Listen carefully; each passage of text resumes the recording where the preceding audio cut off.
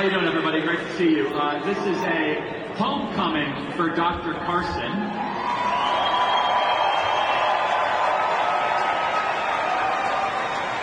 Dr. Carson, you grew up not far from here.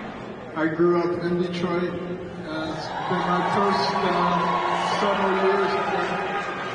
And you know, Detroit gets a bad rap all the time about being a horrible place, but I can tell you for certain that there were a lot of people here who thought the right way, who believed in America, who encouraged me to climb the ladder of opportunity, and that you could do anything that you could imagine. And they believed in the difference between right and wrong and law and order. That was Detroit. But what has happened is that a lot of people who actually think the right way and have the right values aren't willing to stand up for them. And the fact of the matter is, you cannot be the land of the free if you're not the home of the brave. You've got to be able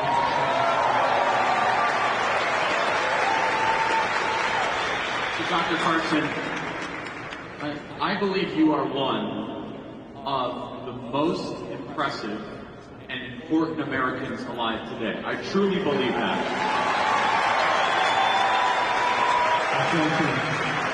You have saved countless lives personally, and you've also impacted millions of people through your testimony and through your public advocacy. I want to stay on Detroit for just a second. Your story from Detroit to being one of the top surgeons on the planet is a remarkable one, and it's one that is only possible in America. I believe that if every black American learned more about Dr. Carson than critical race theory, our country would be in a much better place.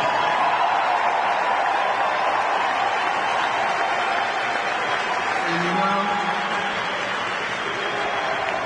know, there was a time when individuals like myself, who worked very hard, who believed in God, who believed in right and wrong, had values that made us into a great nation, were celebrated. But now there's a faction that denigrates those people, says that they're Uncle Toms and all kinds of things that they are called. They don't appreciate them because they're more interested in getting people to believe that they're victims. And, you know, teaching little white children that their ancestors are oppressors, and little black children and minorities that they're victims. Tell me, how is that supposed to make the country better? There's no way that that does anything except cause division.